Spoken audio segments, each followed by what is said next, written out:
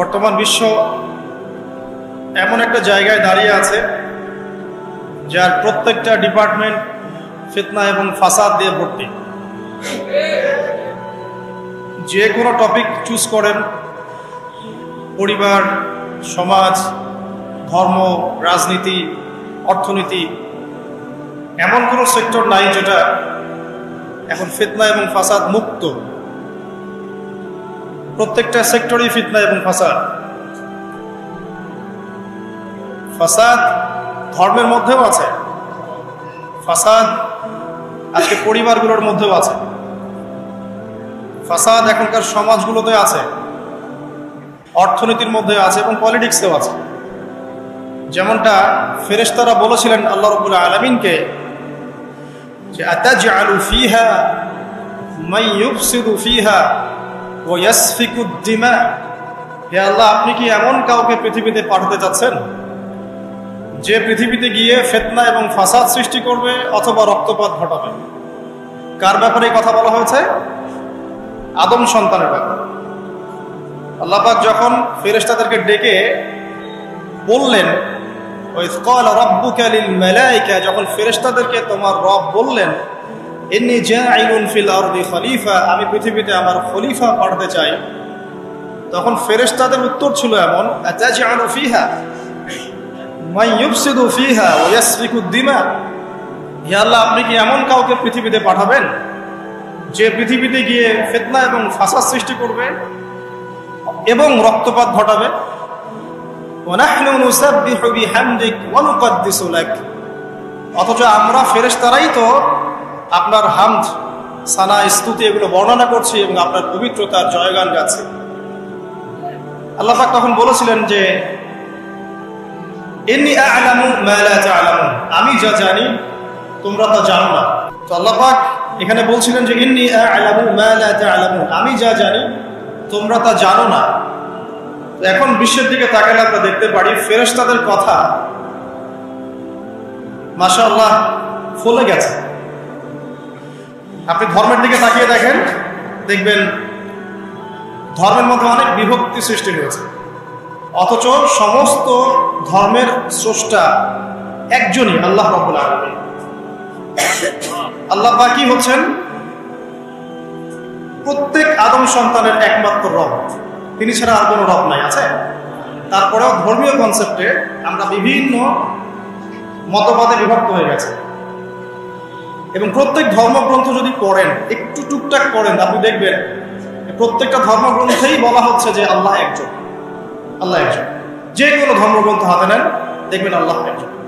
শুধু তাই নয়, বড় বড় রিলিজিয়নগুলোর রিলিজিয়াস স্ক্রিপচার্স যেগুলো আছে, ধর্মগ্রন্থ যেগুলো আছে, সেখানে মুহাম্মদ সাল্লাল্লাহু আলাইহি ওয়াসাল্লাম যে শেষ নবী সেটাও বলে দেয়া আছে। তাহলে এরপরেও এত শততা বিভক্ত কেন আমরা? কারণ আমাদের মধ্যে দুটো স্বভাব ঢুকে গেছে। ইবলিসের স্বভাব, সেটা হচ্ছে আবা ওয়াস্তাকবার, আমরা অস্বীকার করছি এবং অহংকার প্রদর্শন করছি, সত্যকে প্রত্যাখ্যান করছি।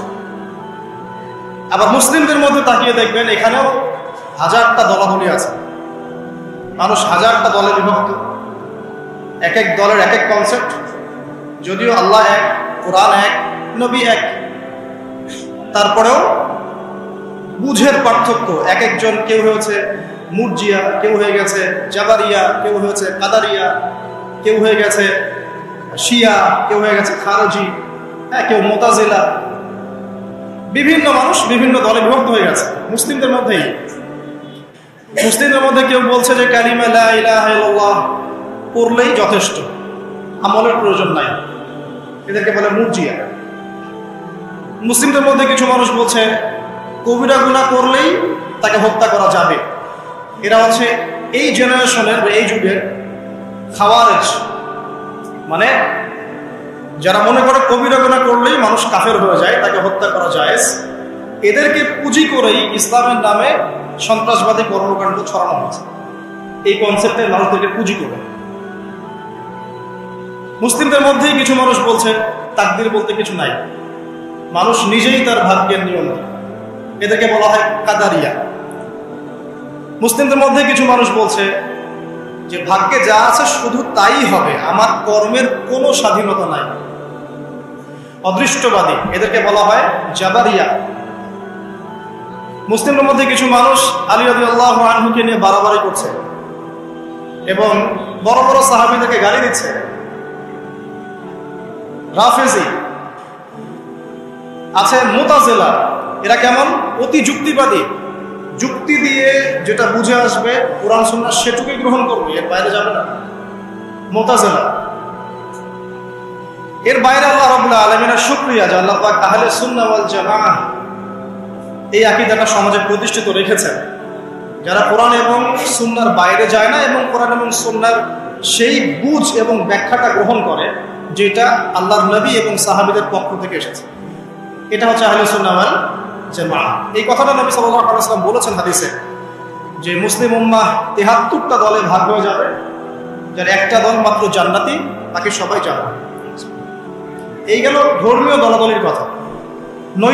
নৈতিকতার অবক্ষয় দেখেন মুসলিমদের মধ্যেই, দেখেন ম্যাক্সিমাম এখন কিন্তু সুদখোর, হ্যাঁ, তারপরে ঘুষ খাচ্ছি, দিব্যি দুর্নীতি করছি, কোনো সমস্যা নাই।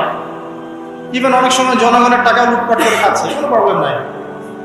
রাষ্ট্রীয় সম্পদকে নিজের গনিমত মনে করছে।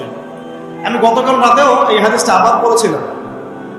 কিয়ামতের আলামতগুলোর মধ্যে এটা অন্যতম একটা, যে রাষ্ট্রীয় সম্পদকে মানুষ নিজের সম্পদ মনে করে খাওয়া শুরু করবে। মানুষ দান সদকা এবং যাকাতটাকে নিজের উপর বার্ডেন মনে করবে। এটা কি বোঝা? যাকাতের বোঝা। এখানে 10টা-12টা কথা আছে। মানুষ খামর মানে মদ, মাআজিফ মানে বাদ্যযন্ত্র, তারপরে জুয়া, তারপরে জিনা, এগুলোকে মানুষ হালাল মনে করবে। হালাল মনে করে নিবে, মদ পান করবে, নাম অন্য দিবে। আমানতদার ব্যক্তি হয়ে যাবে খেয়ানতকারী, আর প্রত্যেক খেয়ানতকার ব্যক্তিকে মানুষ মনে করবে আমানতদার। তো নৈতিক অবক্ষয়টা দেখেন যে মুসলিম হিসেবে জন্মগ্রহণ করার পরে, কোরআন সুন্নাহ হাতে পাওয়ার পরেও আমরা এখন সুদ খাচ্ছি দিব্যি, এটা কোনো ব্যাপার না এখন। বরং এমন একটা কনসেপ্ট এখন চলছে যে সুদ না খেলে আবার এই যুগে চলে নাকি, মানে মায়ের সাথে জেনা না করলে কি এই যুগে চলে নাকি। রংপুরের একটা ঘটনা, যে আমি এক ডক্টরের কাছে গিয়েছি ডক্টর টেস্ট করার জন্য, গাড়ি থামিয়েছি, দৌড় দিয়ে একটা ছেলে আসছে, দূর থেকে আমাকে দেখেছে, সে গ্লাসে লক করছে। গ্লাস খুলে বললাম কি সমস্যা বলেন? তো বলছে হুজুর জাস্ট আপনাকে দেখে দৌড়ে আসছি একটা খালি মাসআলা জানার জন্য, যে একটা ঘটনা ঘটেছে আমাদের এলাকায়, এটার সলিউশন কি হবে। অনেককে জিজ্ঞাসা করেছে, অনেক রকম কথা বলেছে, আপনার মন্তব্য জানতে আমি দৌড় দিয়ে এসেছি। কি ঘটনা ভাই? তো বলছে যে আমাদের এলাকায় একজন ছেলে, মাদকাসক্ত ছেলে, মানে এডিক্টেড, ড্রাগ এডিক্টেড, সে তার নিজের মায়ের সাথে জেনা করে ফেলেছে। এটা শোনার পরে আমি আসলে কি অ্যান্সার দিব, আমি প্রায় 2 মিনিট চুপ করে বসে আছি। আচ্ছা বলবেন কি বলবেন এখন বলুন? এই ছেলের এখন করণীয় কি এটা জানতে আসছে, কি করবে এখন সে? 2 মিনিট চুপ করে থাকার পরে আমি একটা কথাই বললাম যে আল্লাহর কাছে খালেস ভাবে তওবা করতে হবে, এর চেয়ে বেশি কিছু না। তো ঘটনাটাকে আপনাদের কাছে কত বিব্রত বোধ হচ্ছে না? অরুচিকর মনে হচ্ছে, খারাপ মনে হচ্ছে, কিন্তু আমরা এখন দিব্যি সুদ খাচ্ছি, মায়ের সাথে জেনাও করছি, খারাপ লাগছে না, বরং যুক্তি দিচ্ছি এগুলো না করলে কি যুগে চলে। মহিলাদের অবস্থা দেখেন, গ্রামে গঞ্জে সব সুদী এনজিও ছড়িয়ে পড়েছে এবং তারা সদস্য, জমি জমা, ভিটের মাটি, গরু ছাগল সব খোয়াচ্ছে, তারপরেও খেতে হবে। কারণ ওই যে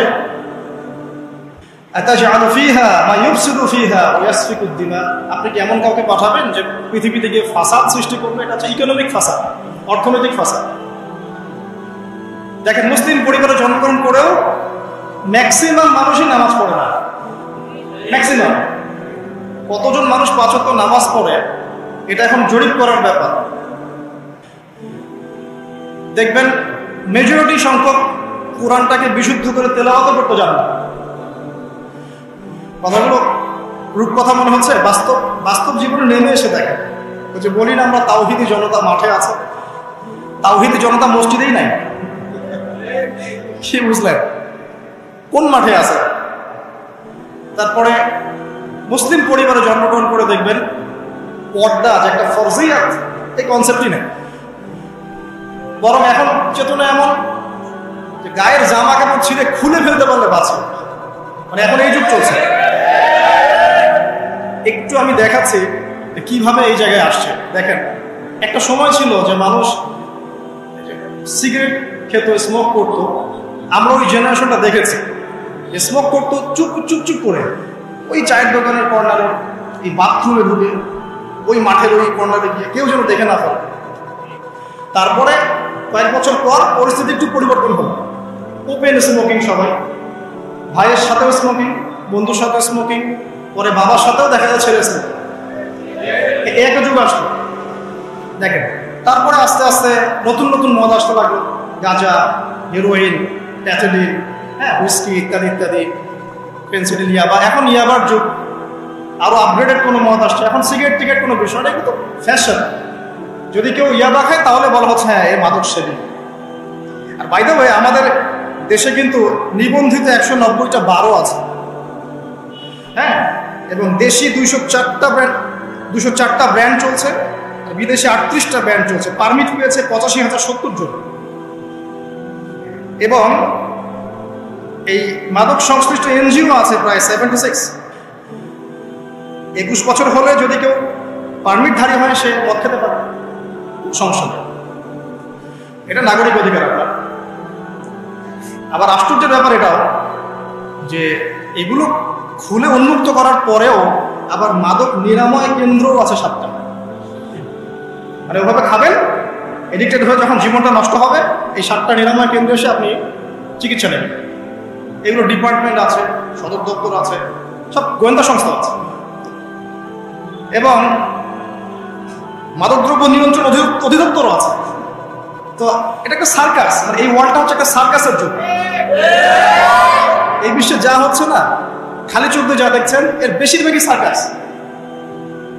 যেটা বলছিলাম, এখন ইয়াবার যুগ চলছে না।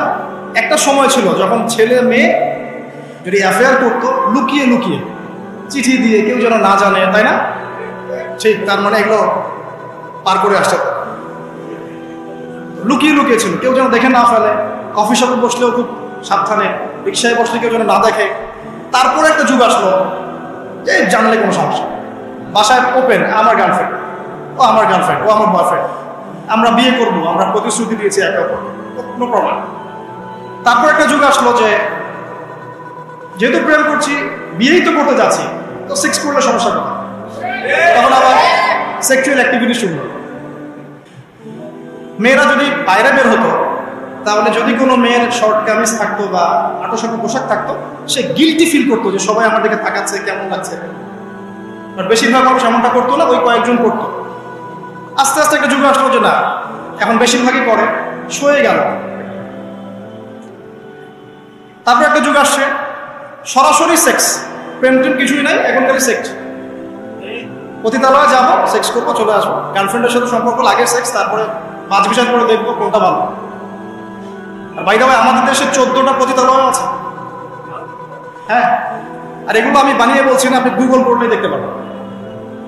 তারপর একটা যুগ আসছে এখন যে হিজাব তো সরিয়েছি, তারপর আস্তে আস্তে ড্রেসটা একটু ছোট হলো, তারপর একটু টাইট ফিটিং, ঠিক আছে, একটু শর্ট করতে করতে এখন রেভলিউশন আসছে, এটাও খুলে ফেলে দেবো। আমি আপনাকে বলে দিই হাদিস থেকে, এরপর কি হবে। ওই যে গোপনে গোপনে জেনা এবং এই যে অল্প অল্প অশ্লীলতার যুগটা থেকে যখন প্রকাশ্যে জেনা আর অশ্লীলতার সয়লাভের যুগটা আসছে এখন, এরপরে হবে কি, মানুষ রাস্তাঘাটেই জেনা করবে। রাস্তাঘাটে এইখানে কেউ সেক্স করতেছে, ওইখানে কেউ সেক্স করতেছে, ওইখানে দেখবেন, এইখানে দেখবেন। বিশ্বাস হচ্ছে না? এটা নবী সাল্লাল্লাহু আলাইহি ওয়াসাল্লাম বলেছেন যে কিয়ামত হবে না ততদিন পর্যন্ত, যতদিন মানুষ রাস্তাঘাটে আনাচে কানাচে জেনা করবে। তখনকার সবচেয়ে ভালো মানুষ যে হবে, সে কে জানেন? যে গিয়ে ওদেরকে বলবে যে কাজটা এখানে করছো একটু দেয়ালের পিছনে যে করতে পারতে না, এ হবে সবচেয়ে ভালো মানুষ। হাদিসে এমন ভাষা এসেছে। যুগ কিন্তু হঠাৎ করেই এরকম ফাসাদপূর্ণ হয় নাই, আস্তে আস্তে আস্তে আস্তে দেখেন, প্রথমে মাদক গোপনে, দেন প্রকাশ্যে, তারপর একটা ফ্যাশন হয়ে গেল, সবাই খাচ্ছে, কে কি করবে। প্রথমে পর্দা সবাই করতো মোটামুটি, 100 বছর আগের যুগে যান দেখুন ম্যাক্সিমাম পর্দা।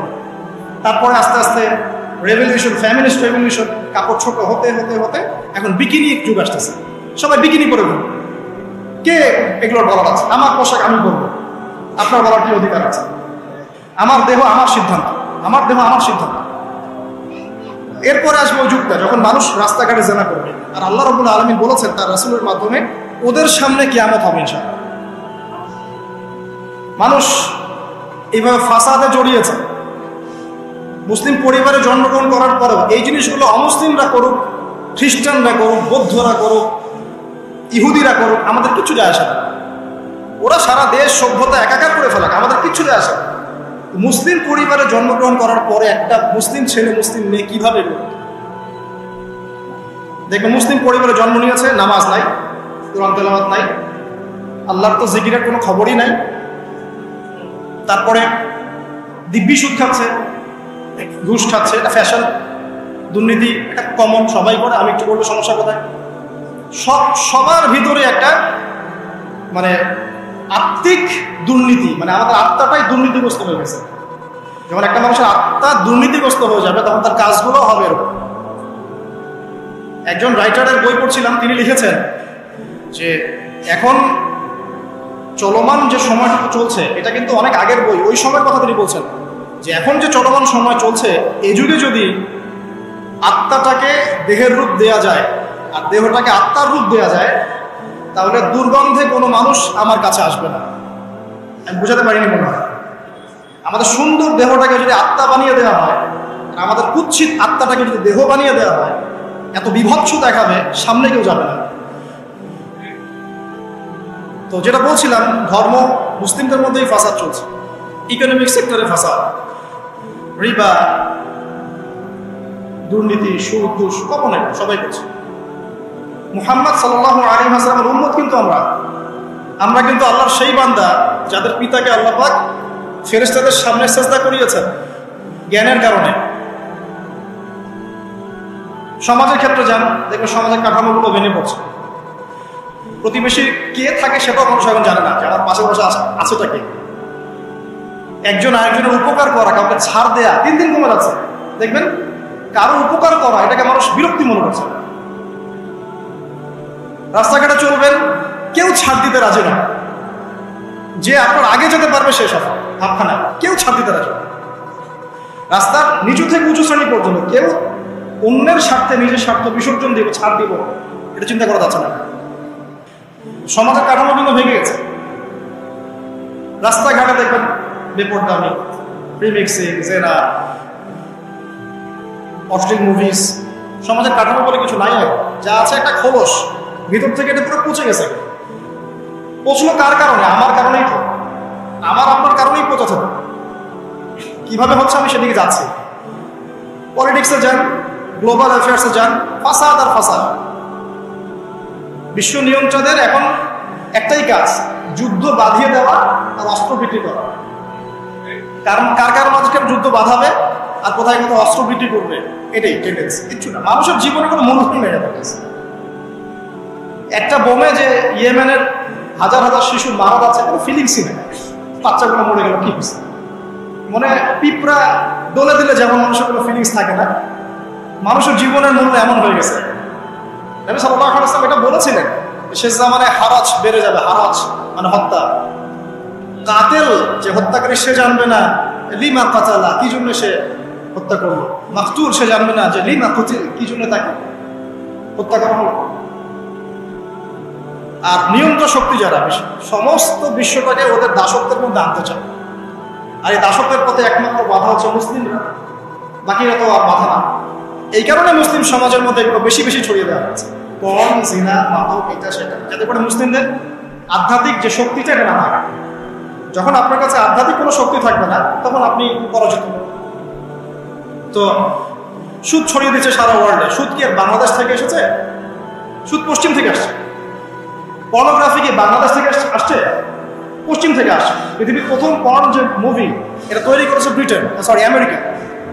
7 মিনিটের ক্লিপস, ক্যালিফোর্নিয়া শুট করা হয়েছে, এবং তারপর আস্তে আস্তে সারা ওয়ার্ল্ডে ছড়িয়ে দেওয়া হয়। সারা বিশ্বে এই পর্নের বিজনেস হয় $97 বিলিয়ন প্রতি বছর, যার মধ্যে $12 বিলিয়ন প্রফিট করে আমেরিকা।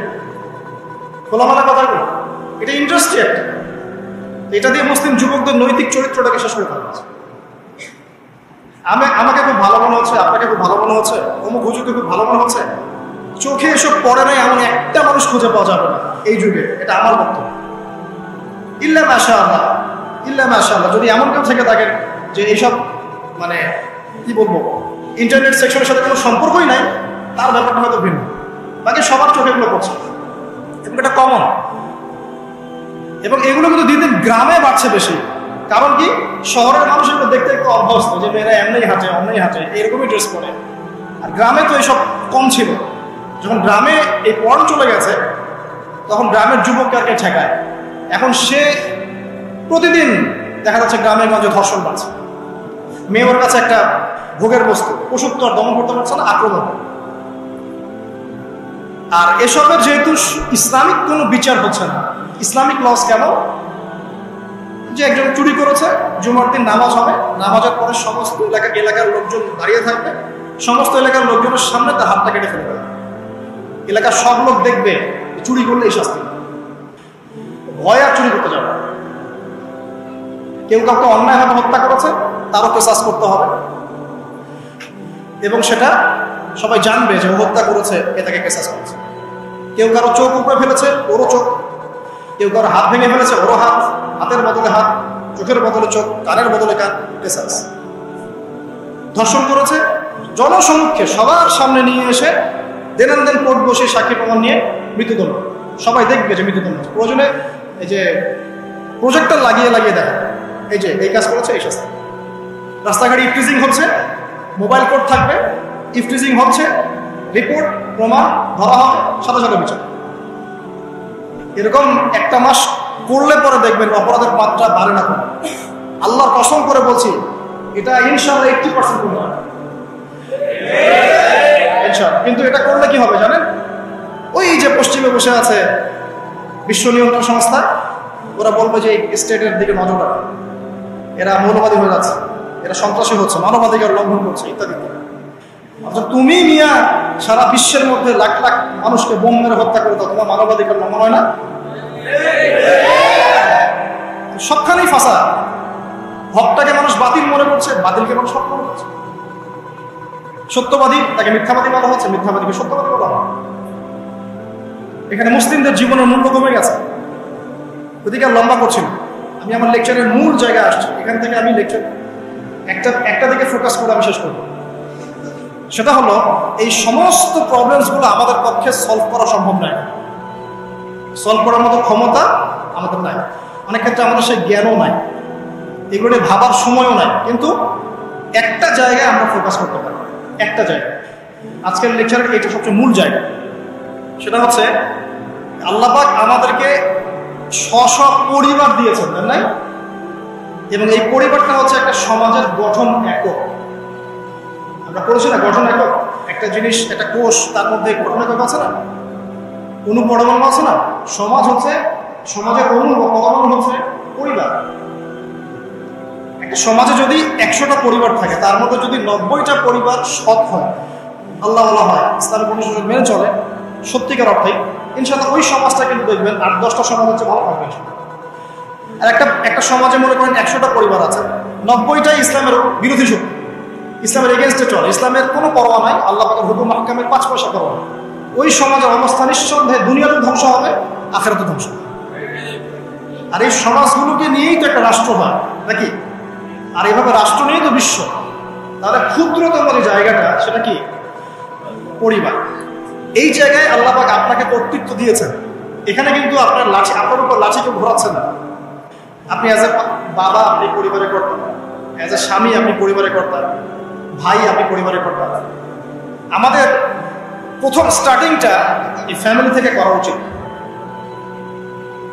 তো আল্লাহ পাক এই বিষয়ে কি বলছেন আমি একটা বলে সামনে যাই। আল্লাহ পাক সূরা তাহরীমের মধ্যে 6 নম্বর আয়াতে বলেছেন যে ইয়া আইয়ুহাল্লাযীনা আমানু, হে মুমিনগণ, আমাদেরকে আল্লাহ পাক বলছেন হে মুমিনগণ, কু আনফুসাকুম ওয়া আহলিকুম নার, তুমি নিজে জাহান্নামের আগুন থেকে বাঁচো।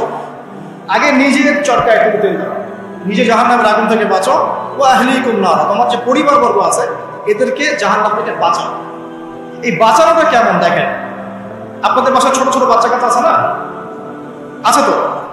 একটা বাচ্চা যদি আগুন ধরতে যায়, ধরেন ও বোঝে না যে আগুন কেমন হবে, ছোট বাচ্চা, আল্লাহ না করে, সে ধরেন একটা কয়লা ধরতে যাচ্ছে, হ্যাঁ, আগুন হাত দিতে যাচ্ছে, তো আপনি কি করবেন? আপনি তাকে সেভ করার চেষ্টা করবেন। সে যদি বলে না আমাকে ছেড়ে দাও, আমি ধরবই, আপনি প্রয়োজনে একটা থাপ্পড় দিয়ে হলে সরাবেন, তাই না? এটা হচ্ছে বাঁচানো। আপনি আপনার শিশুটাকে এই যে হাতে আগুন নেওয়া থেকে বাঁচাবেন। আল্লাহ পাক এটা বলছেন নিজে বাঁচো, পরিবার বর্গকেও বাঁচাও। পরিবার বর্গ যদি শুনতে না চায়, না আমি জেনা করবো না, আমি গান শুনবো না, আমি মদ খাবই, হ্যাঁ, না আমি এইটা করবো এটা করবো, যদি আপনি বুঝে থাকেন যে আপনার কথাটা হক, শাসন করে হলেও তো তাকে বারণ করতে হবে। এখানে আল্লাহ পাকের নসিহত হচ্ছে তোমরা নিজেরা জাহান্নামের আগুন থেকে বাঁচো, পরিবার বর্গকে বাঁচাও। কোন জাহান্নাম থেকে বাঁচবে? আলাইহা মালাইকাতুন গিলাযুন শিদাদ, যেই জাহান্নামে কঠিন কঠিন মনের ফেরেশতারা আছে, পাষাণ মনের ফেরেশতা। আল্লাহ পাক তাদের মনের মধ্যে কোনো দয়া মায়া দেন। আমাদের মনে দয়া মায়া আছে না? এই দয়া মায়াও আল্লাহ পাক তাদেরকে দেন, শুধু আযাব দেওয়ার মতো শক্তি সামর্থ্য এবং কঠিন একটা মন দিয়েছে। অন্য সূরায় আছে তাদের সংখ্যা 19 জন। কতজন? 19 জন, মানে তারা দায়িত্বশীল। বাকি আর যে কত হাজার লক্ষ কোটি আছে আল্লাহ বলেন আলাইহা 19 আল্লাহ পাক বলেছেন। তো আলাইহা মালাইকাতুন গিলাযুন শিদাদ লা ইয়াসুনাল্লাহা মা আমারাহুম ওয়া ইয়াফআলুনা মা ইউমারুন। আল্লাহ পাক ওই ফেরেশতাদেরকে যে আদেশ করেন সেই আদেশ পালনে তারা বিন্দু মাত্র গাফিলতি করে না। এইসব ফেরেশতা থেকে যারা জাহান্নামের প্রহরী, এই জাহান্নাম থেকে তুমি নিজে বাঁচো, তোমার পরিবারকে বাঁচো। তোমরা যারা এখনো ফ্যামিলি শুরু করো নাই, যুবকদেরকে বলছি, তাদের জন্য এই অংশটুকু বেশি বেনিফিশিয়াল হবে ইনশাআল্লাহ। তোমাদের জন্য পথ চলাটা তুলনামূলক সহজ তাদের চাইতে যারা অলরেডি ফ্যামিলি ঢুকে গেছেন এবং বিপদেও পড়ে গেছেন, বা বড় হয়ে গেছেন, দীর্ঘ সময় পর্যন্ত আপনার ইসলামের এগেনস্টে চলেছেন বা আল্লাহর হুকুম আহকামের তোয়াক্কা করেন নাই, তাদের জন্য এটা অনেক কঠিন। কিন্তু যারা এখনো ফ্যামিলি স্টার্ট করো নাই বা কেবল স্টার্ট করেছো বা করতে যাচ্ছ, তোমাদের জন্য এই অংশটুকু বেশি বড়। আল্লাহ পাক এখানে একটা মূলনীতি দিয়ে দিলেন, নিজে বাঁচতে হবে, পরিবারকে বাঁচাতে হবে। আর আমি আগেই বললাম পরিবার বাঁচলে সমাজ বাঁচবে, সমাজ বাঁচলে রাষ্ট্র বাঁচবে।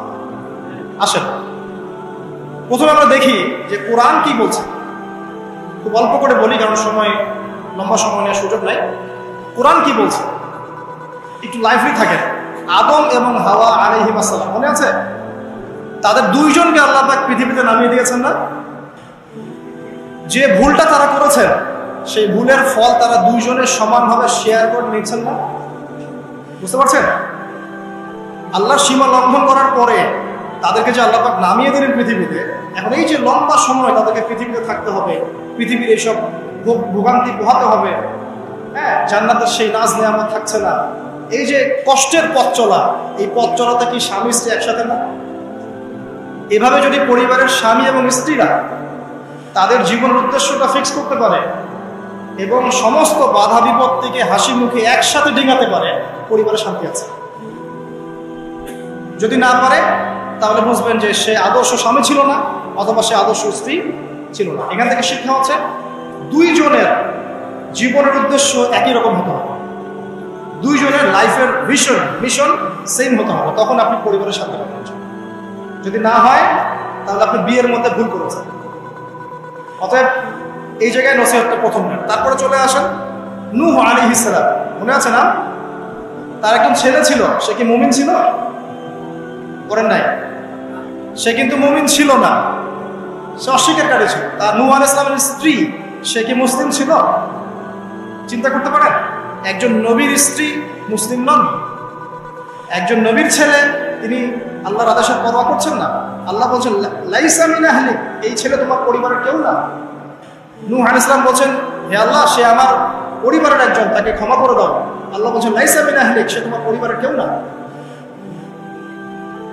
নবী পরিবারের সদস্য হওয়া সত্ত্বেও লূত আলাইহিস সালামের স্ত্রী, সে কি জান্নাতে না জাহান্নামে?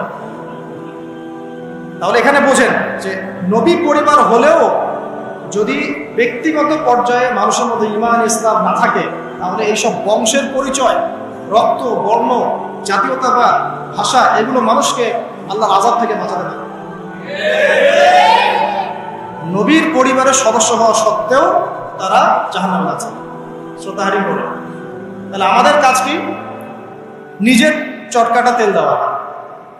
আমি কত বড় আলেমের ছেলে, আমি কত বড় দায়ীর স্ত্রী, আমি কত বড় মুফাসসির মুহাদ্দিসের সন্তান, ভাই, এসবের কোনো মূল্য নাই। নিজে আমি ভালো কিনা, নিজে প্রকৃত মুসলিম মুমিন কিনা, এটার মূল্য আছে। এই কারণেই হয়তো আমাদের নবী সাল্লাল্লাহু আলাইহি ওয়াসাল্লাম তার মেয়ে ফাতিমা রাদিয়াল্লাহু আনহাকে বলছেন, হে ফাতিমা, হে আমার কলিজার টুকরা মেয়ে, হে আমার কলিজার টুকরা মেয়ে, তুমি শোনো, পৃথিবীতে আমার কাছে যা চাওয়ার তুমি চেয়ে নাও, পরকালে আমি তোমার কোনো হেল্প করতে পারছি না। অথচ আমরা জানি নবী সাল্লাল্লাহু আলাইহি ওয়াসাল্লাম সবার জন্য কি করবেন? সুপারিশ করবেন, সেটা অন্য বিষয়। তোমাকে তোমার হিসাব একাই দিতে হবে। নবী সাল্লাল্লাহু আলাইহি ওয়াসাল্লাম বলেছেন। একদিন তিনি বাসায় ঢুকলেন, দেখছেন আয়েশা রাদিয়াল্লাহু আনহা কান্নাকাটি করছেন। আয়েশা বলে রাখি, আয়েশা রাদিয়াল্লাহু আনহা সম্পর্কে আমাদের নবীজি বলেছেন, তাকে প্রশ্ন করা হচ্ছে, আপনি পৃথিবীতে সবচেয়ে বেশি কাকে ভালোবাসেন? তিনি বলছেন আয়েশাকে। তারপরে কাকে ভালোবাসেন? আবু বকর। তারপর কাকে ভালোবাসেন? ওমর। কথা বুঝতে পারছেন? সেই আয়েশা রাদিয়াল্লাহু আনহা বাসায় কান্নাকাটি করছেন। তিনি বলছেন, কি জন্য কাঁদছো হে আয়েশা? আয়েশা রাদিয়াল্লাহু আনহা বলছেন, জাহান্নামের আযাবের ভয়ে আমি কাঁদছি। কি হবে ইয়া রাসূলুল্লাহ আমাদের শেষ? তখন আল্লাহর নবী তার স্ত্রীকে বলছেন, যাকে তিনি সবচেয়ে বেশি ভালোবাসেন, তাকে বলছেন, তিনটা ক্ষেত্র বা তিনটা জায়গা আছে যখন পৃথিবীর কোনো মানুষকে চিনতে পারবে না পরকালে, এমনকি আমিও তোমাকে চিনতে পারবো। সেটা কি? যখন এই যে মিজানের পাল্লাটা দাঁড় করা, যে এটা ভারী হচ্ছে না হালকা হচ্ছে, এই সময় কেউ কাউকে চিনবে না, কারো কথা কারো মনে থাকবে না। যে গার্লফ্রেন্ডের জন্য আপনি জীবন দিচ্ছেন, তার কথা আপনার মনে থাকবে না। যে স্ত্রী সন্তানের জন্য সারা জীবন দুর্নীতি করে গেলেন, তার কথা আপনার মনে থাকবে না। এমনকি যে স্ত্রীর কাছে আপনি অনেক প্রেমময় স্বামী, সেও আপনার কথা মনে রাখবে যখন মিজানের পাল্লাটা উঁচু করবে। দুই, যখন আমল নামা ছুড়ে দেওয়া হবে, আমল নামা এভাবে উন্মুক্ত করে ছুড়ে দেওয়া হবে, ইকরা কিতাবাক, তুমি আজকে তোমার কিতাব পড়ো, ওয়া কাফা বিনাফসিকা আল-ইয়াওমা আলাইকা হাসিবা, আজকে তুমি নিজেই তোমার নফসের হিসাব নেওয়ার জন্য যথেষ্ট। এই সময় আয়েশা, আমি তোমার কথা মনে রাখবো। একটা হচ্ছে যখন মানুষ পুলসিরাত পার হবে, তখন কেউ কারো কথা বলবে। এখান থেকে শিক্ষা কি? নূহ আলাইহিস সালামের পরিবারের সদস্য হয়েও তারা আল্লাহর আনুগত্য না করার কারণে জাহান্নামে যাচ্ছে। লূত আলাইহিস সালামের পরিবারের সদস্য হয়েও ঈমান না আনার কারণে তারা কি করছেন? জাহান্নামে যাচ্ছে। আমাদের শিক্ষা হচ্ছে আমাদের পরিবারগুলোর, যে আমাদের এই বংশ, আমাদের এই যে টাকা পয়সা, স্ট্যাটাস, রং, বাড়ি গাড়ি, পলিটিক্যাল পদ, কোনো কিছুই আমাদেরকে আল্লাহর আযাব থেকে বাঁচাতে পারবে না যদি আমরা প্রকৃত মুসলিম মুমিন না হই।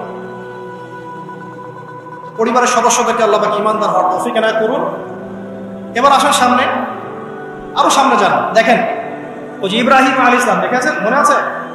বাবা হচ্ছে ওই সমাজের সবচেয়ে বড় লিডারের ডান হাত, নমরুদের ডান হাত।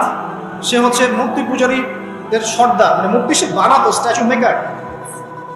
ইব্রাহিম আলাইহিস সালামকে আল্লাহ পাক ওই ঘরেই জন্ম দিয়েছেন যেখানে তার বাবা একজন শিরকের কাণ্ডারী।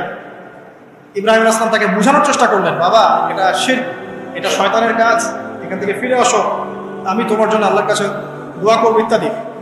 বাবা তার কথা শুনলো না। কিন্তু এমন না যে তিনি শুধু একবার বলেছেন, তিনি হয়তো বলতেই ছিলেন। একদিন দুদিন না, কিন্তু বলতেই আছে। এক পর্যায়ে বাবা তাকে বের করে দেন বাসা থেকে, ফাহজুরহুম, এখান থেকে বের হয়ে যাও। তুমি যদি আমাদের এই দেবতাদেরকে গালি দেওয়া বন্ধ না করো, তাহলে আমি তোমার মাথা পাথর দিয়ে মেরে ফাটিয়ে ফেলবো। ওয়াহজুরনি মালিয়া, আমাকে একা ছেড়ে দাও, সরে দাও। মানে আমরা তাড়িয়ে দেই না, গেট লস্ট, এরকম করে ইব্রাহিম আলাইহিস সালামকে বের করে দেওয়া। কিন্তু তিনি বললেন সালামুন আলাইকুম, বাবা আপনার উপর শান্তি বর্ষিত হোক, আমার আব্বা আপনার প্রতি শান্তি বর্ষিত হোক, আমি আল্লাহর কাছে আপনার জন্য দোয়া করব। পরে যখন আল্লাহ পাক তাকে বললেন যে কোনো মুশরিকের জন্য তোমার দোয়া করার সম্ভাবনা পাবে না, তখন থেকে ইব্রাহিম আলাইহিস সালাম দোয়া করা বন্ধ করলেন। এখানে দেখেন ছেলে, একজন যুবক ছেলে, তার মধ্যে ঈমান এসেছে, সে তার পরিবারের চলমান শিরকের বিরুদ্ধে কথা বলছে, প্রয়োজনে সে সেখান থেকে স্কিপ করেছে, বের করে দেওয়া হয়েছে, সে চলে গেছে, তারপরেও কিন্তু তাওহীদের সাথে শিরকের আপোষ করে নাই। ইব্রাহিম আলাইহিস সালাম সামনে যান, ওই যে তার স্ত্রী হাজারা আলাইহিস সালাম তার সন্তান এবং স্ত্রীকে রেখে আসছেন কোথায় বলেন? মক্কায়, তাই না? মরুভূমিতে, খাবার নাই, পানিও নাই। এখন ইব্রাহিম আলাইহিস সালাম চলে যাওয়ার সময় তার স্ত্রী বলছেন যে আপনি কি আল্লাহর আদেশেই আমাকে ছেড়ে যাচ্ছেন? তিনি বলছেন হ্যাঁ। তখন তিনি বলছেন আল্লাহ পাক আমাদেরকে ধ্বংস করবেন না। এখানে খেয়াল করে দেখেন, তারপর সাফা মারওয়া সাই করলেন, জমজম পানি বের হলো, সেখানে কমিউনিটি গড়ে উঠলো। ইসমাইল আলাইহিস সালামের ঔরস থেকে পরবর্তীতে মুহাম্মদ সাল্লাল্লাহু আলাইহি ওয়াসাল্লামের জন্ম হয়েছে ওই ট্রাইবের মধ্যেই। তো এখানে খেয়াল করেন, এই যে সন্তান ইসমাইল আলাইহিস সালাম, তিনি যখন একটু বড় হচ্ছেন তখন ইব্রাহিম আলাইহিস সালাম আসছেন, এসে বলছেন আমি স্বপ্ন দেখেছি, ইয়া বুনাই আমি স্বপ্ন দেখেছি, ইন্নী আরা ফিল মানামি আন্নী আসবাহুক, আমি স্বপ্ন দেখেছি আমি তোমাকে জবাই করছি, ফানজুর মাযা তারা, তোমার কি রায় আমাকে বলো। এখন ইসমাইল আলাইহিস সালাম বলছেন, কিশোর ইসমাইল, ইয়া আবাতি, হে আমার বাবা, ইফআল মা তুমার, আপনি সেটাই করেন যা আল্লাহ আপনাকে আদেশ করেছেন। সাতাজিদুনি ইনশাআল্লাহু মিনাস সাবিরিন, ইনশাআল্লাহ আপনি আমাকে সবরকারী পাবেন। কার কথা এটা? ইসমাইল আলাইহিস সালামের কথা। এখন খেয়াল করে দেখেন, ইসমাইল আলাইহিস সালামকে কিন্তু তার বাবা 24 ঘন্টা কাছে রেখে মানুষ করেন নাই, কারণ তিনি থাকতেন ওই যে প্যালেস্টাইনে, সেখানে আরেকজন স্ত্রী আছেন সারা আলাইহিস সালাম, আসা যাওয়া করতেন। মূলত তাকে মানুষ করেছে তার মা হাজারা আলাইহিস সালাম, যেই সবরকারী আল্লাহর প্রতি তাওয়াক্কুলকারী মা বলেছিল আল্লাহ যদি আপনাকে আদেশ করে থাকেন আমাদেরকে ছেড়ে যাওয়ার জন্য, সেই আল্লাহ আমাদেরকে ধ্বংস করবেন না। ওই যে তাওয়াক্কুল, ওই যে সবর, তার গর্ভ থেকে আল্লাহ পাক জন্ম দিয়েছেন ইসমাইল আলাইহিস সালাম। যেমন মা তেমন সন্তান, যে সন্তান বলছে আমাকে জবাই করতে যদি আল্লাহ পাক আদেশ করে থাকেন আপনি করেন।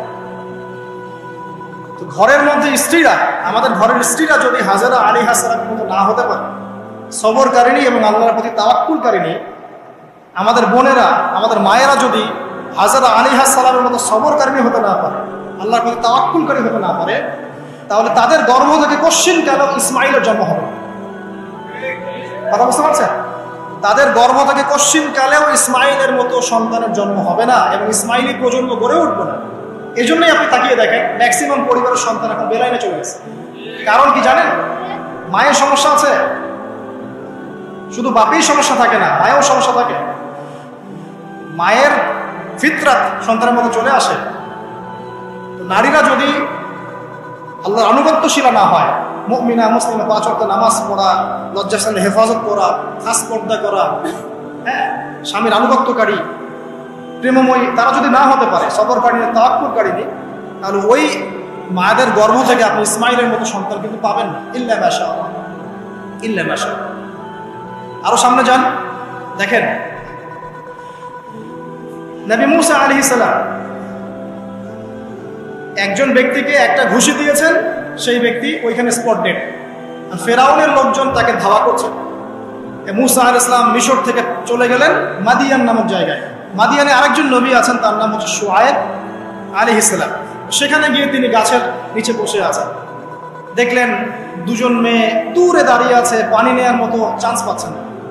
ওই কওমের লোকজনের শক্তি বেশি, তো তিনি একটু শক্তিশালী ছিলেন, মুসা আলাইহিস সালাম। তিনি গেলেন, গিয়ে শক্তি খাটিয়ে ওদেরকে পানির ব্যবস্থা করে দিলেন, দিয়ে আবার সেই গাছের এখানে এসে বসলেন, বসে আল্লাহর কাছে দোয়া করছেন, রব্বি, হে আমার রব, লিমা আনজালতা ইলাইয়া মিন খায়রিন ফাকির। এখানে কিন্তু তার কোনো গৃহ নাই, থাকার জায়গা নেই, খাওয়ার কিছু নাই, কোনো পরিচিত কেউ নাই, একদম নিঃস্ব শূন্য হাতে হাত উঁচু করে আল্লাহর কাছে বলছেন, রব্বি ইন্নী লিমা আনজালতা ইলাইয়া মিন খায়রিন ফাকির।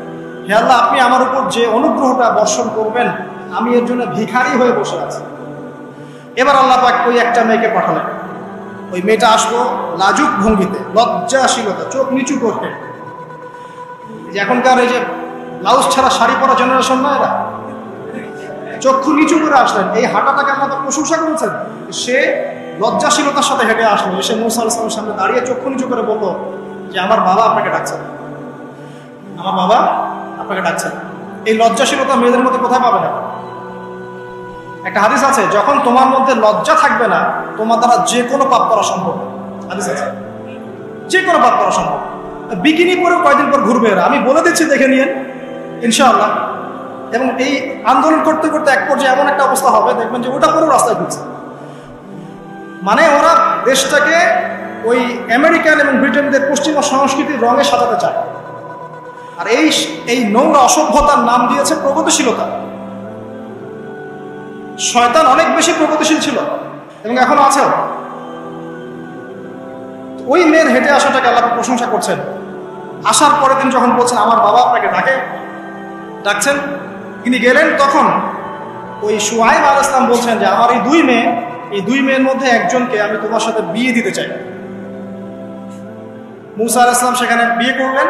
শর্ত হচ্ছে 8 থেকে 10 বছর তাকে তার ফার্মে চাকরি করতে হবে, কৃষিকাজ মানে গবাদি পশু, এখানে 8 থেকে 10 বছর তাকে সার্ভিস দিতে হবে, এটাই মোহর।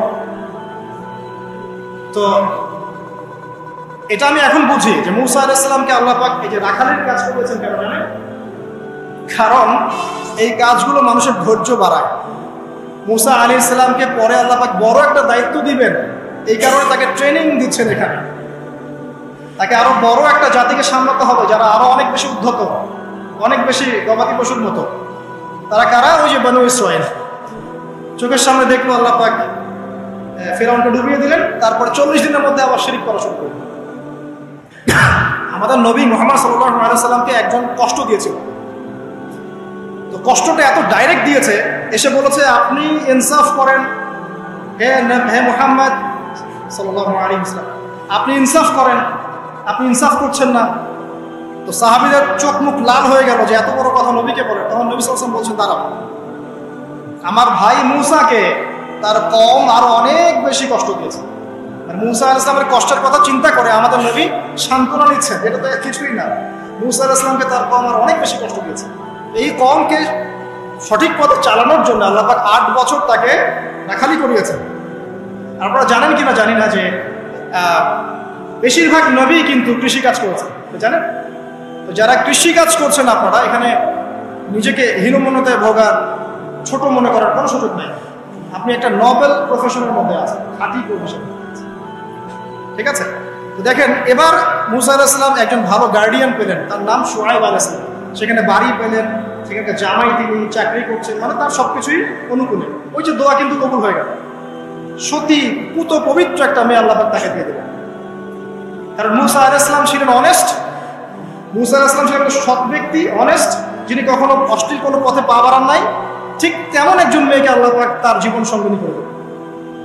তাই আমাদের শিক্ষা হচ্ছে আমরা যদি নিজেদেরকে পবিত্র রাখতে পারি, তোমাদেরকে বলছি ইনশাআল্লাহ তুমি তোমার জীবনের পুত পবিত্র নেককার স্ত্রী পাবে। কিন্তু তোমরা যদি এখনকার এইসব প্রলোভনে পড়ে জেনা, মদ, বন, হাবিজাবি সবকিছুর মধ্যে ঢুকে যাও, মাদকের ইত্যাদির মধ্যে, পুত পবিত্র নারী আসবে না। দেখবা যে এমন নারী তোমার জীবনে আসছে যে নিজেও পবিত্র না। আল্লাহ পাক ব্যালেন্স করেন সবসময়, ইল্লা মাশাআল্লাহ। শুধু তাই নয়, শুআয়ব আলাইহিস সালামের মতো একজন গার্ডিয়ান তিনি পেলেন, যিনি তাকে দ্বীনের পথে হেল্প করলেন। পরবর্তীতে মুসা আলাইহিস সালাম নবী হলেন। এখান থেকে একটা প্রমাণ আছে, দলিল, সেটা হলো বাড়ির গার্ডিয়ান যদি দিনদার হয়, শুআয়ব আলাইহিস সালামের মতো সাপোর্টিং হয়, পরিবারবর্গকে দ্বীনের জন্য সাপোর্ট করছে, সেই পরিবারের মধ্যে শান্তি আসবে। এবং সেই পরিবারের যুবকরা সৌভাগ্যবান, যুবতীরাও সৌভাগ্যবান, সেই পরিবারের সন্তান সন্ততিরা সৌভাগ্যবান। তাই পরিবারের গার্ডিয়ান যারা আছেন, আজকের খুতবা শুনছেন, আপনারা সাপোর্টিভ হন, পরিবারকে দিনের ক্ষেত্রে সাপোর্ট দেন, একটা ভালো প্যারেন্টিং করেন, সন্তানদেরকে সুন্দর প্যারেন্টিংসের মধ্যে নিয়ে আসেন। আসুন সামনে যাই, এবার একটা কনক্লুশনের দিকে যাচ্ছে। আসেন, তো কোরআনের পরতে এরকম দলিল আছে।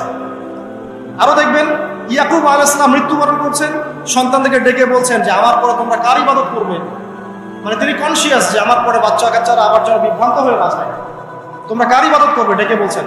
আর আমরা ওই সময় ডেকে বলতাম যে আমার ব্যাংকের 10 কোটি টাকা আছে, 1 কোটি ওকে দিস, 1 কোটি ওকে দিস, হ্যাঁ আমার জমি জমা এগুলো আছে, ওকে এটা দিস, ওকে এটা দিস। উনি ডেকে বলছেন তোমরা আমার পর কার ইবাদত করবে। সন্তানরা বলছে আমরা এক আল্লাহর ইবাদত করব, যার ইবাদত আপনি করেছেন, আপনার পিতাও করেছেন। সচেতন গার্ডিয়ান। সামনে যান, আপনি দেখবেন ইউসুফ আলাইহিস সালাম, যিনি যে জেলখানায় বন্দী হলেন, পরে মিশরের খাদ্যমন্ত্রীর দায়িত্ব পেলেন, তার বাবা ইয়াকুব আলাইহিস সালাম কাঁদতে কাঁদতে চোখ অন্ধ হয়ে গেল। দেখেন, যখন ইউসুফ আলাইহিস সালাম তার ভাইদেরকে বললেন এই যে রুমালটা, এই রুমালটা নিয়ে যাও, আমার বাবার চোখের উপরে দিবে, ইনশাআল্লাহ সে দৃষ্টিশক্তি ফিরে পাবে। এটা পড়েন নাই মনে হয়, সূরা ইউসুফের মধ্যে আছে। এই রুমালটা যখন আমার বাবার চোখের উপর দিবে, তখন সে তার দৃষ্টিশক্তি ফিরে পাবে। তখন ওই রুমালটা যখন তারা বহন করে নিয়ে আসছেন, অন্ধ ইয়াকুব আলাইহিস সালাম তিনি বলছেন যে আমি দূর থেকেই ইউসুফের গন্ধ পাচ্ছি। সূরা ইউসুফ, ইউসুফ আর জুলাইখার প্রেম কাহিনী নয়। সূরা ইউসুফ হচ্ছে তার পিতা ইয়াকুব আলাইহিস সালাম এবং এই যে তার ছেলে ইউসুফ আলাইহিস সালাম, তাদের মধ্যে ভালোবাসার কাহিনী। এটা ভালো করে পড়েন, ভালো করে বুঝবেন। এখানে পিতার সন্তানের ভালোবাসাকে বোঝানো হয়েছে। এত ভালোবাসেন তিনি সন্তানকে। এখান থেকে শিক্ষা কি? শিক্ষা হচ্ছে পিতাদেরকে সন্তানকে ভালোবাসতে হবে, আদর করতে হবে, কাছে ডেকে বোঝাতে হবে। সবসময় শাসনের লাঠি ঘোরানো যাবে না। সন্তান যদি হোঁচট খায়, তার হাতটা ধরতে হবে, ধরে বলবে বাবা কি হয়েছে, আমি তো তোমার সাথে আছি। মা কি হয়েছে, হতাশ কেন হচ্ছে, আমি তোমার সাথে আছি। একটা রেজাল্ট খারাপ হচ্ছে তো কি হয়েছে, আমি তোমার সাথে আছি। বাবা নামাজ পড়ো, বাবা কোরআন তেলাওয়াত করো, আল্লাহকে ডাকো, আল্লাহ তোমার সাথে আছে। ওকে কনফিডেন্স দিতে হবে। যখন পিছন থেকে সন্তানরা কনফিডেন্স পাবে, এই সন্তানরা বড় আত্মবিশ্বাসী হবে।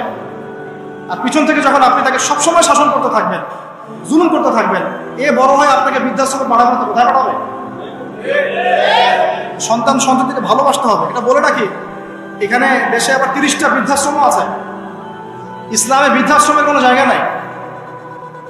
আর এখন আমি চলমান একটা পত্রিকা রিপোর্ট দেখলাম গুগলে, নাম করা পত্রিকা, নাম বলছি না। তারা বলছে এখন বৃদ্ধাশ্রম সময়ের দাবি। বৃদ্ধাশ্রম এখন সময়ের দাবি, নাউজুবিল্লাহ। আর ইসলাম বলছে সবচেয়ে সেরা অধিকার দিবে মাকে, তারপরে মাকে, তারপরে মাকে, তারপর বাবাকে। মায়ের পায়ের নিচে জান্নাত, বাবার সন্তুষ্টিতে আল্লাহর সন্তুষ্টি, এগুলো ইসলাম বলছে। আর এখনকার সভ্যতা আমাদেরকে বলছে যে বৃদ্ধাশ্রম এখন সময়ের দাবি। ইউসুফ আলাইহিস সালামকে যেভাবে ভালোবাসতেন তার বাবা, সন্তানকে ভালোবাসেন। আমাদের নবী মুহাম্মদ সাল্লাল্লাহু আলাইহি ওয়াসাল্লাম মানুষকে যত ভালোবাসতেন, এর কারণ কি জানেন? ছোটবেলা থেকেই তাকে খুব ভালোবাসা দিয়ে মানুষ করা হয়েছে। তার মা তাকে ভালোবাসতেন, তার দুধ মা তাকে ভালোবাসতেন, তার দাদা আব্দুল মুত্তালিব তাকে সাথে করে নিয়ে ঘুরতেন, কাবার সামনে বসাতেন, বসিয়ে বলতেন তার নাম হচ্ছে মুহাম্মদ, প্রশংসিত। এই নামটা তখন আরবে কেউ রাখতো না। আমার এই নাতি, আমার এই ছেলের ছেলে ইনশাআল্লাহ এ বড় হয়ে নেতা হবে, এই কথা বলতেন। তাকে আত্মবিশ্বাস দিতেন। এমনকি তার দাদার ইন্তেকালের পর তার চাচা আবু তালেব মুসলিম না হয়েও সুদীর্ঘ সময় পর্যন্ত ভাতিজাকে সাপোর্ট দিয়েছেন। এই সাপোর্ট দেয়, কনফিডেন্স, এগুলো খুব ইম্পর্টেন্ট। এগুলোর ঘাটতি যখন হবে, তখন এই যুব সমাজ পরিবারের সদস্যরা ফেড আপ হয়ে যাবে, মানসিক কষ্টে ভুগবে, মাদকের কাছে যাবে, অন্য একটা মেয়ের কাছে যাবে, পর্নে যাবে, আপনার মিউজিক্যাল ইনস্ট্রুমেন্টের কাছে যাবে। ঠিক আছে, আমরা শেষ করছি। এখান থেকে একটা শিক্ষা হচ্ছে যে আমাদের পরিবারের সদস্যদেরকে ভালোবাসা এবং তাদের প্রতি কনফিডেন্স দেয়া, তাদেরকে আল্লাহর পথে চলতে সাহায্য করা। ইনশাআল্লাহ দেখবেন যে তারা আপনাকে সম্মান করবে, আপনাকে একজন বন্ধু মনে করবে, যে না আমার পাশে কেউ আছে, আমি একা নই, এমনটা ফিল করব। এটা খুব ইম্পর্টেন্ট। শেষ করার আগে এই যে কোরআনিক কিছু আমি জাস্ট এক্সাম্পল দিলাম, বিচ্ছিন্ন এক্সাম্পল কোরআনে এইভাবে আসে। এছাড়া লোকমান আলাইহিস সালামের ঘটনায় আপনি পাবেন। লোকমানের মধ্যে সন্তানকে ডেকে কত নসিহত করছে, বাবা শিরিক করো না, সৎ কাজে আদেশ করো, অসৎ কাজে নিষেধ করো, পিতামাতার খেদমত করো। আর আমরা বাচ্চাদেরকে কি শিখাই? জমি জমা, বাড়ি গাড়ি, দাঁড়াতে হবে, চাকরি করতে হবে, এটা শেখায়। আগে সন্তানকে শেখাচ্ছে বাবা আল্লাহকে চিনো, আল্লাহ বলে একজন আছে, তিনি তাকে চিনো, আগে তার সাথে কাউকে শরিক করো না। শিরকের শিক্ষা কোথায় এখন পরিবারের? তো কোরআনে এরকম অসংখ্য দলিল আছে। শেষ করার আগে আমি যেটা বলতে চাই যে আমাদেরকে কিছু কিছু বিষয় যদি আমরা এখনো যদি মেনে চলি, এই ভঙ্গুর সমাজ ব্যবস্থায়ও আদর্শ পরিবার ধরে রাখা ইনশাআল্লাহ সম্ভব। আমি সব কথা আজকে বলতে পারলাম না, ইনশাআল্লাহ আরেকদিন কথা হবে অন্য কোনো লেকচারে। যে প্রথমেই পরিবারের যে সদস্যরা আছেন তাদেরকে ইলম বা জ্ঞানের চর্চা করতে হবে।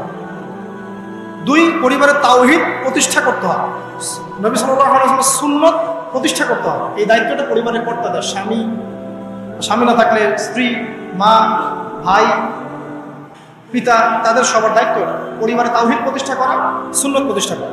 পরিবারে নামাজ থাকতে হবে, নামাজ, 5 ওয়াক্ত নামাজ নাই পরিবার আদর্শ হবে না। পরিবারের সদস্যদেরকে দান সৎকার দিকে উৎসাহিত করতে হবে। যত দান করবে সম্পদ বাড়বে, যত দান করবে সম্পদ বাড়বে। দান কমিয়ে দিলে সম্পদ কমে আসবে। পরিবারের সদস্যদেরকে নৈতিকতা শিক্ষা দিতে হবে, মূল্যবোধ শেখাতে হবে, কালচার হিসেবে গড়ে তুলতে হবে। তারা সামাজিক, তারা সবার পাশে দাঁড়াতে চায়, সমাজ কল্যাণমূলক কাজগুলোকে উৎসাহিত করতে হবে। পরিবারের সদস্যদেরকে বুস্ট আপ করতে হবে, পিছন থেকে তাদেরকে আত্মবিশ্বাস দিতে হবে যে আমরা আছি তোমার সাথে, তুমি তোমার প্রতিভা অনুযায়ী সামনে যাও। যার যেখানে প্রতিভা সেখানে তাকে আত্মবিশ্বাস দিতে হবে। হ্যাঁ, তুমি লিখতে পারো, ভালো লিখো বাবা, তোমাকে টাকা পয়সা ফিকির করতে হবে না, তোমাকে জব ক্যারিয়ারের চিন্তা করতে হবে না, তোমাকে আল্লাহ পাক লিখার ক্ষমতা দিয়েছে, লিখো, আল্লাহ ওখানেই রিজিক দেবেন ইনশাআল্লাহ। তুমি বলো, তোমাকে বলার ক্ষমতা আল্লাহ পাক দিয়েছে, তুমি ভালো করে বলো। তুমি বিজ্ঞান ভালো পারো, বিজ্ঞান নিয়ে গবেষণা করো। তুমি ভালো খেলো, ভালো করে খেলো। মানে আপনাকে ওর প্রতিভা অনুযায়ী আপনাকে বুস্ট আপ করতে হবে, ইসলামিক রুলস মেনেই।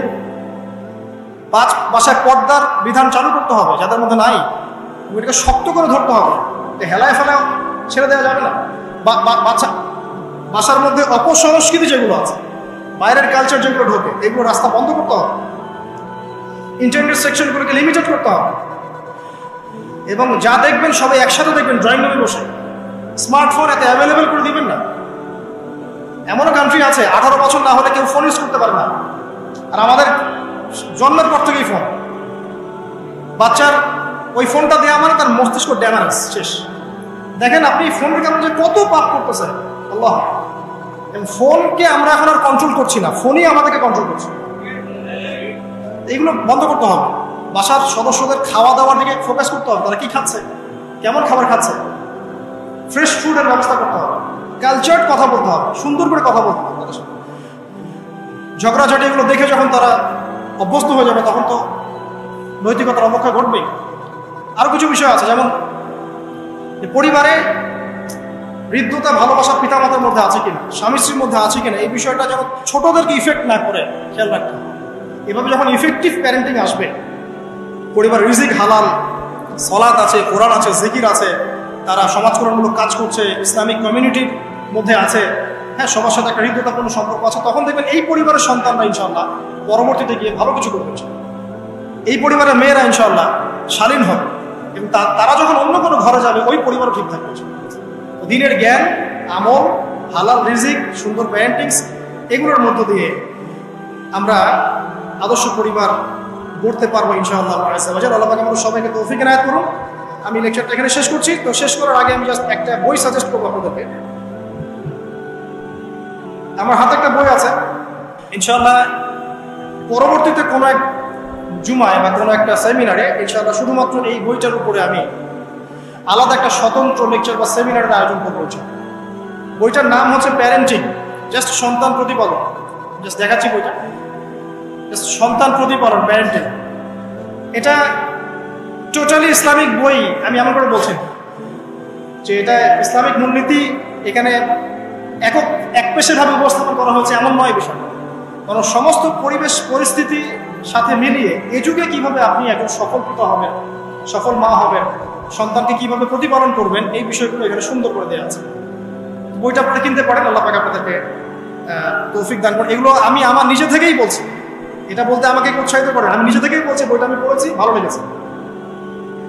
তা আমরা দোয়া করি আল্লাহ পাক আমাদের সবাইকে আদর্শ ইসলামিক পরিবার করে দিন।